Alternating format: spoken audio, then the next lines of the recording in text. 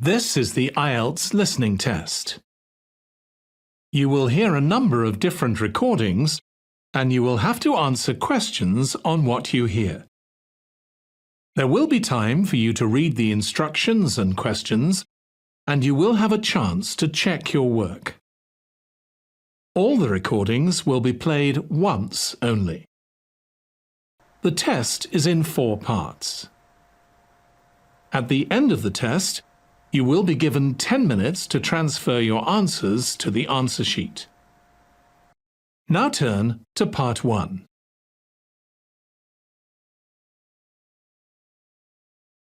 Part 1. You will hear a conversation between a man and a receptionist on the subject of joining a surgery.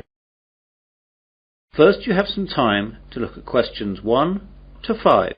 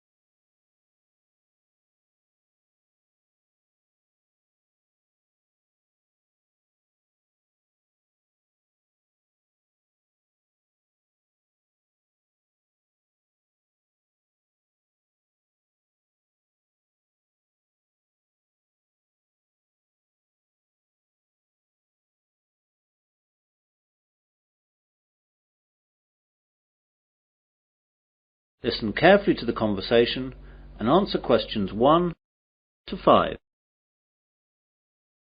Hello, I've just moved to Melbourne for a new job and I've been advised to register with a new doctor for my family and myself. I think that this surgery is the nearest one to where I live. What's the name of the road that you live in, sir? Dawson Road. Yes, that's in our area. Would you like to register with us now? Yes, please. Right, I'll just have to take some details. First of all, could you give me your name? It's Mike Jacobs. Jacobs. And your family? My wife's name is Janet and I have one little boy whose name is Rod. Ron? No, Rod. R-O-D. Good, that's fine. And what is your address here in Melbourne? 52 Dawson Road, Highfield, Melbourne. Highfield. Highfield. Good. And I'll need to know your health card number. It's NH871812C. What about my family? Oh, only yours for now. Do you know the name of your old doctor? It was Dr. Graham Mackenzie in Perth. Now, we've got 4 doctors here. There's Dr. Susan Larkins, Dr. Kevin White, Dr. James Nicholson and Dr. Linda Williams. Which one would you like to register with? Oh, I didn't think of that. Well, I think I would like a man as my doctor. I'll go for the last one. Was that one a man? No, that was Dr. Linda. How about Dr. Kevin? Yes, that will be fine. Right, Dr. White it is. Will that be the same for your family? Oh yes, my wife might not want a man as her doctor. Well, we'll leave it as it is for now, and my wife can change if she wants to. Before the conversation continues, you have some time to look at questions 6 to 10.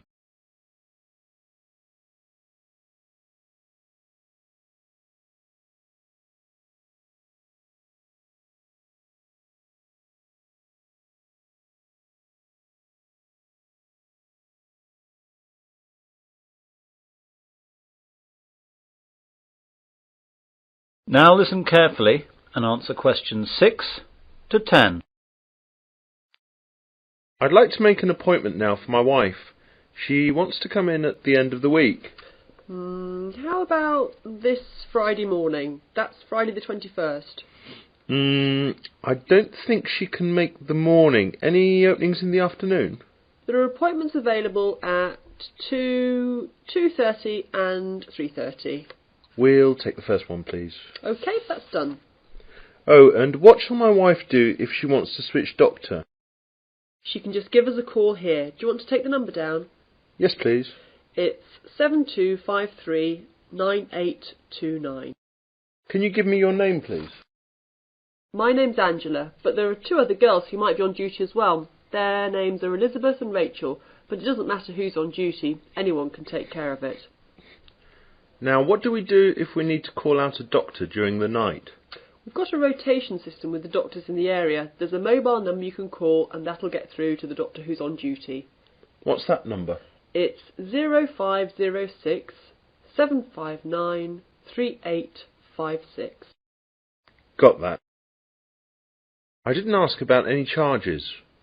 Like all Australia, prescriptions have to be paid for at the chemist at the prevailing rate. Some things like vaccinations for travel and insurance report we make a standard charge for, and I can give you a price list for those. Consultations, though, are under the National Health Service, so they'll be free. Great. Well, that's all. Thanks and goodbye. Goodbye.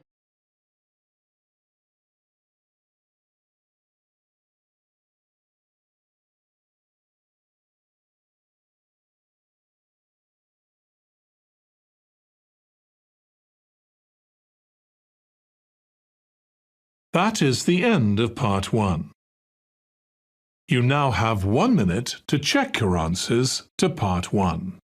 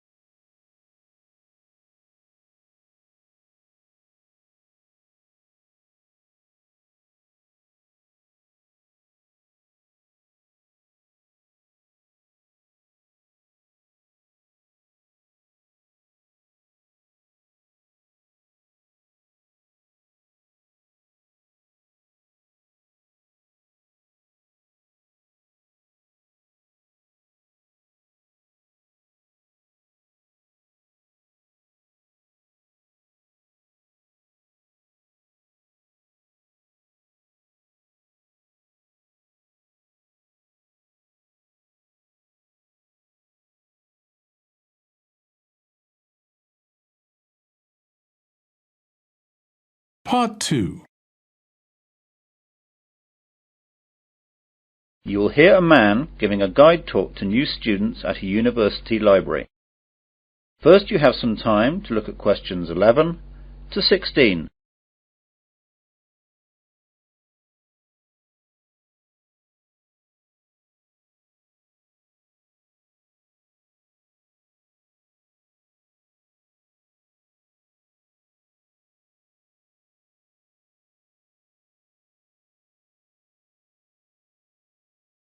Now listen carefully to the guide talk and answer questions 11 to 16. Good morning, everyone. I'd like to welcome you all to Wesley University Library. This is a 20-minute tour around the library to show you all the facilities and all you'll need to know to start off your life here as a student at the university. What I'll start by doing is telling you about what you need to do to join the library. Then I'll briefly tell you about our facilities, and then I'll guide you quickly round and show you everything. So, to join the library, you need to go to the reception between the hours of 9 AM and 5 PM. After that, the reception closes, though all the other facilities will stay open until 10 PM. At the reception, they'll give you an application form. After you fill that in, you'll have to give us the fee of £5, which you have to give us every year that you're a member of the library. We will also need to see your university card to confirm that you're a student of the university. And finally, we'll need 2 passport photos, one for our records and the other for your library card. You will need to do all this as soon as possible so you'll be able to use the facilities at once. I'm sure your workload will begin to build up soon. Now, let me tell you a bit about the facilities. The library opens daily from 8 AM to 10 PM, though, as I told you earlier, the reception operates only between the hours of 9 AM and 5 PM. although this is extended to 6:30 p.m. on Fridays to give students more time to organise their book requirements for the weekend. The reception is closed on Sundays. Undergraduate students are permitted to take out 4 books at any one time, and each book may be borrowed for a period of 2 weeks. Postgraduates may borrow 6 books at a time. Borrowing time can be extended by a period of 1 week per book if the student comes into the library in person with the book in question so it can be re-stamped. We do not renew book borrowing over the phone. If you are late in returning any book, then you will be charged a fine of £2 for every week that you are late. You won't be able to take out any other books until this fine is paid. This is not a method of earning money for the library, but merely what we have to do to ensure that all students have access to all the books that they will need. You now have some time to look at questions 17 to 20.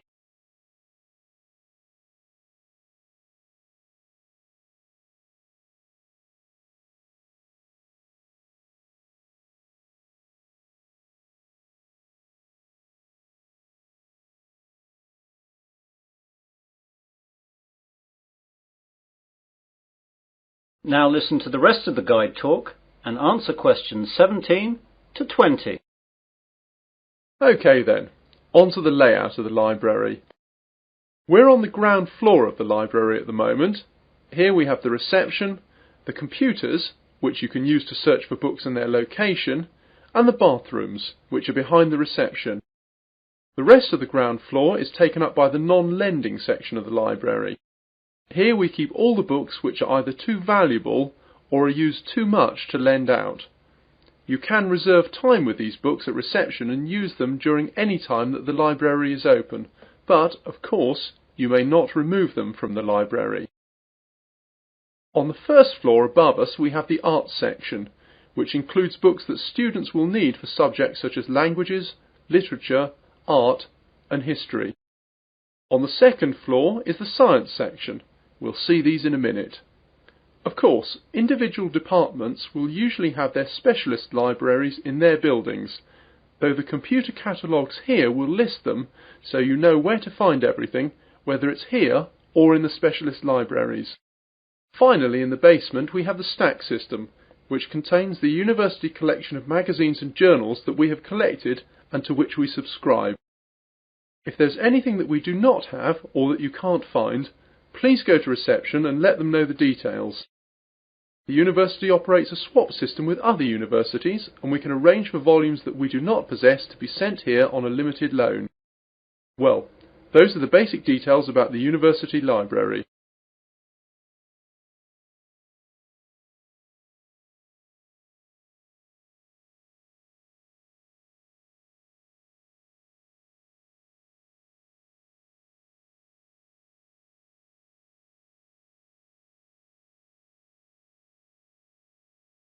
That is the end of part 2. You now have 30 seconds to check your answers to part 2.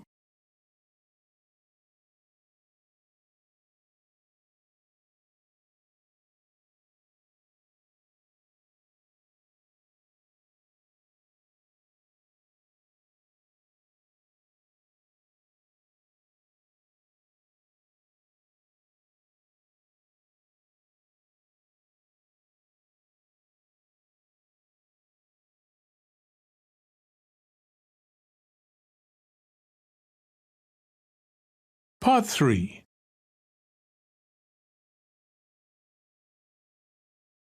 You'll hear a tutor and 3 students discussing their work. First, you have some time to look at questions 21 to 27.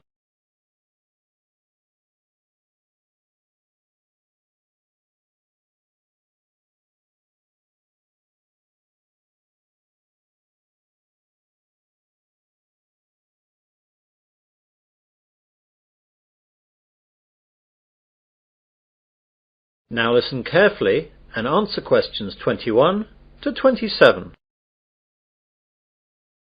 Good morning everyone. Well, in today's tutorial we're going to discuss the essays that you have to submit by the end of next week. Some of you will have already started them, which is good, and if you haven't, well, that's okay, but you'll have to get a move on. So, let's begin with you, Simon. What's happening with you? Well, I've made a start on it. I researched the background quite extensively last weekend, and I should get to the writing stage tomorrow with a bit of luck, and I'll get finished at the weekend. What are you writing about? I decided to look at the car manufacturing company Jaguar, examine the problems they had with reliability in the 1970s and 80s, how they dealt with it, and how it affected their marketing and sales strategy.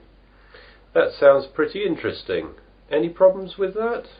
At the start I had problems getting information from that far back, but after rooting around in the library I found some magazines which gave me information and also gave me references to find other stuff. It seems now the only problem is keeping to the 4,000 word limit. It just seems that I have so much to write about. It seems I need 5,000 or even 6,000 words to be able to cope. Yes, your essay title seems to me to be very wide-ranging. Would you think about cutting out part of it? How about looking at their sales and marketing strategy, but only mentioning the problems in the 70s and 80s and not going too far into it? That's a good idea. That will make it much easier to handle. By the way, how do you want us to hand in our work? Do you want us to drop in a hard copy to your office? You could do that, but I'd prefer it if you just emailed it to me as an attachment. You've all got my address.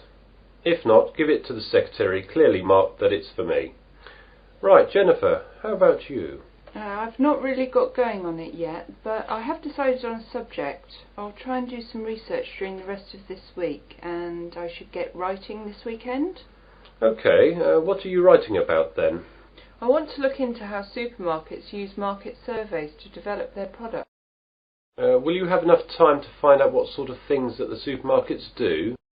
You won't have much time for that. I should be okay. I've had a look in the stack system in the library and I found a magazine that surveyed all the UK major supermarkets and a trade publication that analysed the same things in Canadian supermarkets. Be careful about using their conclusions too much. The university takes a tough stance on plagiarism. Make sure you properly list where you get your information from in a bibliography and try and do your own analysis. Get going too, as that analysis will take a bit of time. Okay, thanks. You now have some time to look at questions 28 to 30.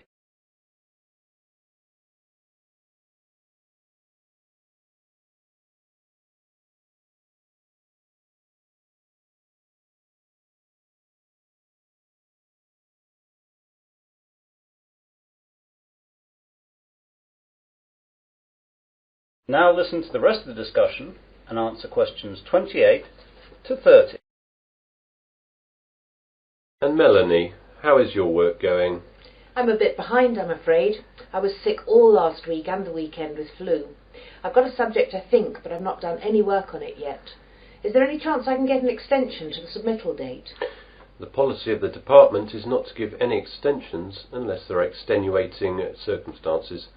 Do you have a doctor's certificate or anything? I went to the doctor's, but I didn't get a note as I didn't realise I would need it. The doctor will have a record of me, though, as I got a prescription. I'll go back and get one.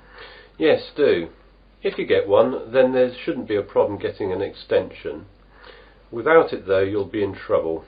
What subject are you considering, anyway? I thought I'd do an overview of the UK mortgage interest rates and their effect on housing sales trends over the last 10 years. I thought it might be of interest because of the huge increases of house prices over the last decade. Certainly an interesting subject, and it should be no great problem getting information, as this has been fairly well documented. It's a lot of work again, though, and you'll really need to get cracking on it, even with the extension, if you get one. Well, I've not got much on for the rest of the week, and I've set aside the weekend to really get to grips with it. Good. Now, is there anything else?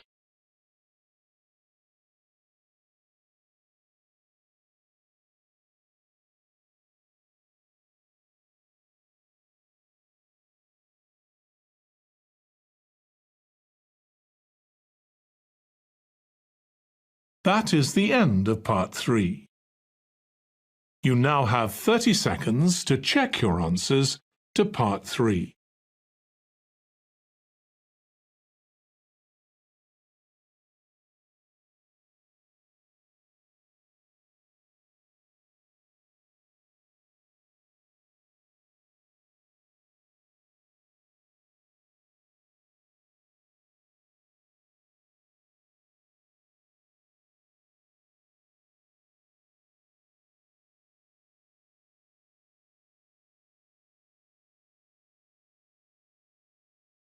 Part 4.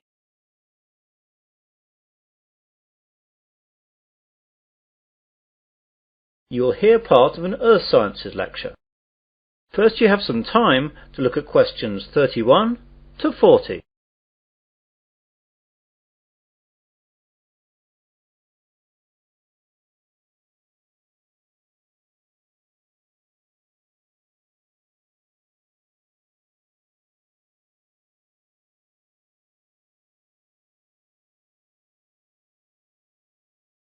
Now listen carefully and answer questions 31 to 40. Good afternoon and welcome to this Earth Sciences lecture. Today we're going to look at tidal waves, or more correctly, tsunami.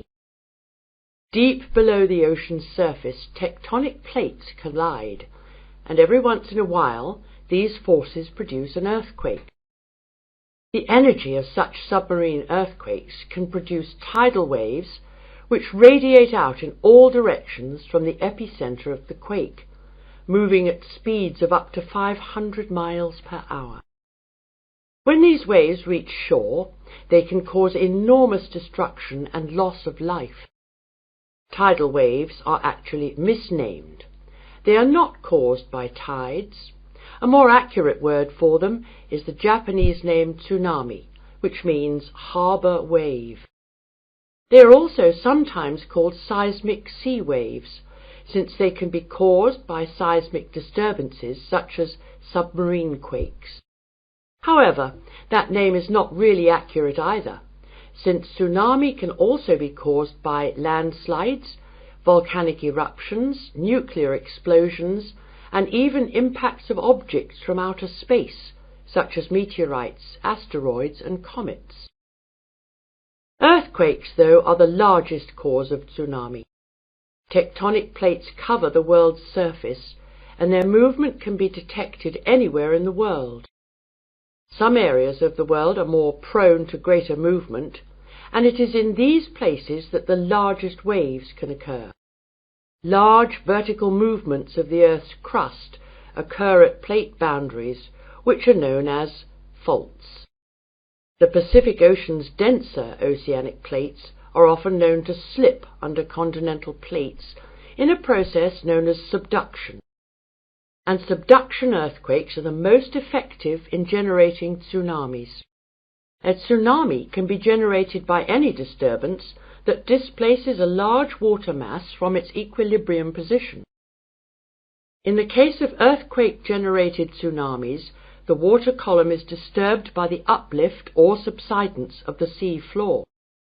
Submarine landslides, which often accompany large earthquakes, as well as collapses of volcanic edifices, can also disturb the overlying water column as sediment and rocks slump down, and are redistributed across the sea floor. Violent submarine volcanic eruptions can create an impulsive force that uplifts the water column and generates a tsunami. Conversely, supermarine landslides and cosmic body impacts disturb the water from above as momentum from falling debris is transferred to the water into which the debris falls. Generally speaking, tsunamis generated from these mechanisms, unlike the devastating Pacific-wide tsunamis caused by earthquakes, dissipate quickly and rarely affect coastlines distant from the source area. Tsunamis are very hard to detect, since they cannot be seen when they are in the deep ocean. The distance between two wave crests can be 500 kilometers, and because of this, the wave height is only a few feet. because the rate at which a wave loses its energy is inversely related to its wavelength. Tsunamis not only propagate at high speeds, they can also travel great transoceanic distances with limited energy losses. As the tsunami reaches shallow water, however, its speed decreases, but the energy it contains remains about the same. Instead of travelling fast, the wave rises high. The National Oceanic and Atmospheric Administration has set up a seismic detection system to monitor earthquakes and predict the possible arrival of tidal waves for Pacific countries. Buoys at sea can also detect water pressure changes that can indicate tsunamis moving through the ocean. But when tsunamis originate near the shore, there is often little chance to warn people. Let's look at some examples of tsunami and their causes and effects. Some can be relatively harmless. In 1992, an offshore landslide caused a tidal wave of only about 3 feet high that struck at low tide, so Humboldt County, where it hit, got off easy with no casualties. On January 13th in 1992, a Pacific Ocean earthquake off the coast of San Salvador, registering 7.6 on the Richter scale, did not cause any ocean disturbance at all. However, a recent tidal wave which struck Papua New Guinea on July 17, 1998, was 23 feet high and killed at least 1,200 people. This wave was caused by a magnitude 7.1 submarine earthquake. On July 17, 1998, a Papua New Guinea tsunami killed roughly 3,000 people. A huge underwater volcanic eruption 15 miles offshore was followed within 10 minutes by a wave some 40 feet tall. The villages of Arop and Warapu were destroyed. One of the worst tsunami disasters engulfed whole villages along Sanriku, Japan, in 1896. An underwater earthquake induced a wave of 35 feet, drowning some 26,000 people. Finally, about 8,000 years ago, a massive undersea landslide off the coast of Norway sent a 30-foot wall of water barreling into the uninhabited north coast of Europe. If this were to recur today, as scientists say it could, almost anywhere in the world it would cost billions, if not tens of billions of dollars, to repair the damage to coastal cities and kill tens of thousands of people.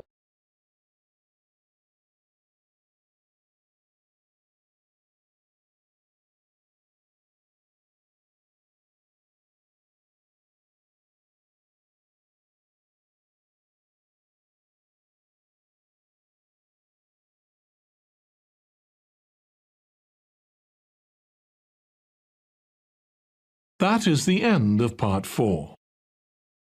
You now have 1 minute to check your answers to part 4. That is the end of the listening test. In the IELTS test, you would now have 10 minutes to transfer your answers to the answer sheet.